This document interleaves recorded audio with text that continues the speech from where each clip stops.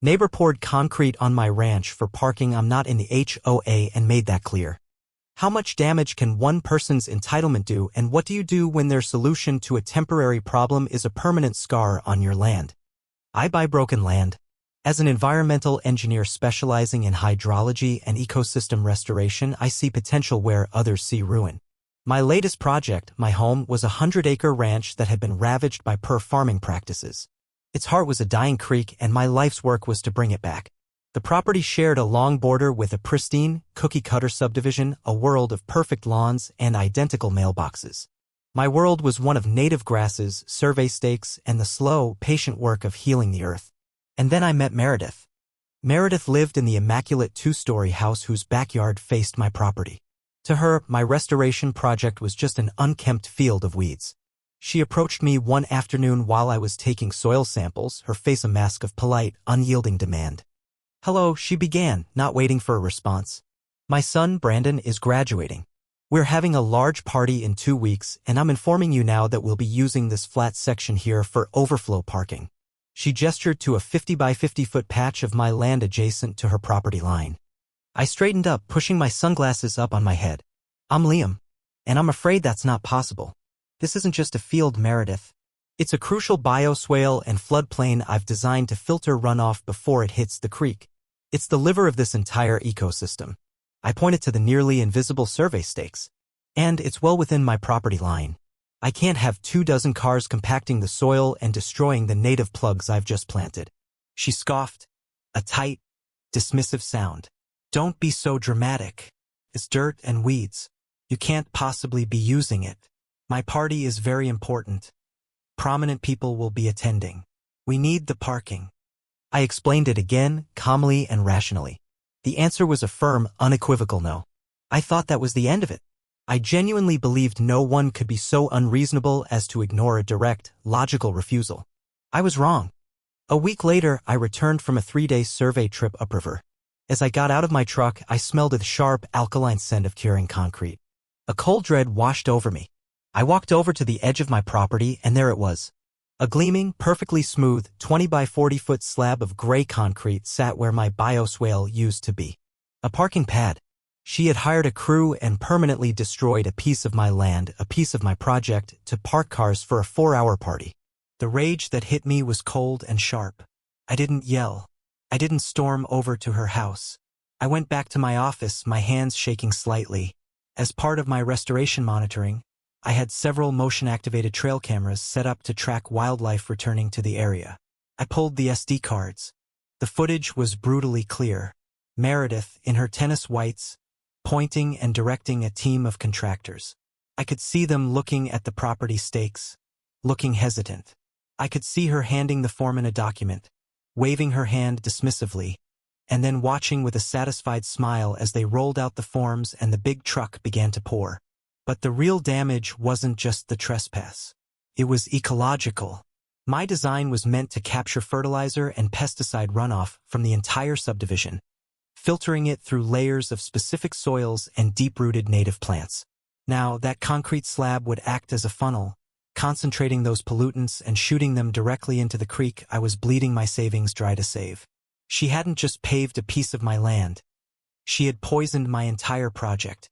My next call was not to Meredith, but to the foreman of the concrete company. I explained who I was and what he had done. To his credit, the man, a Mr. Henderson, sounded horrified. "Ma'am," she showed us a signed and notarized easement agreement from the previous owner. It looked completely legitimate. She said you were just a renter and that she had the legal right. Oh Lord, we've been duped. A forged document. Premeditated fraud. This changed everything. The day of the graduation party was bright and sunny. I watched from my porch as a parade of luxury cars and SUVs turned off the main road and onto the brand new, very illegal concrete slab. The party was in full swing, music drifting across the field.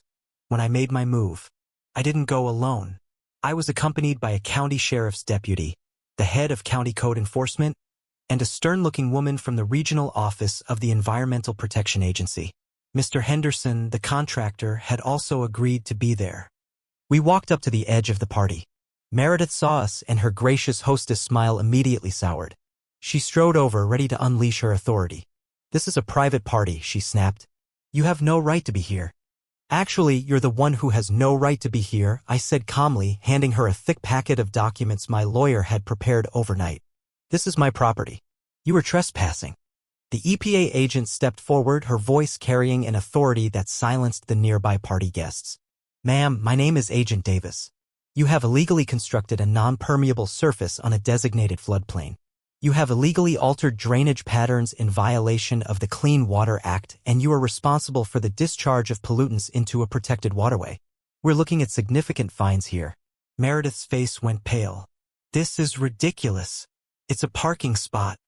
"It was a federally protected wetland restoration site," I corrected her. The sheriff's deputy then spoke. "Ma'am, we're also investigating you for felony destruction of property and criminal trespass." It was then that Mr. Henderson stepped forward, looking right at the deputy. "And fraud, officer. This is the woman who provided me with a forged easement document to get my crew to do the work. I have the document right here." The collapse was total and instantaneous. Meredith looked from the EPA agent to the sheriff to the contractor, her mask of righteous indignation shattering into pure, unadulterated panic. Her husband came over, blustering about lawyers, but fell silent when the deputy calmly explained the potential prison time associated with felony fraud. The party music had long since faded. Her son, Brandon, stood in his graduation gown, watching his mother's world get dismantled in front of all his friends. The perfect day, built on his mother's crime, was now a public spectacle of humiliation. The consequences were a tidal wave. The EPA fined her an amount that made her gasp in the courtroom.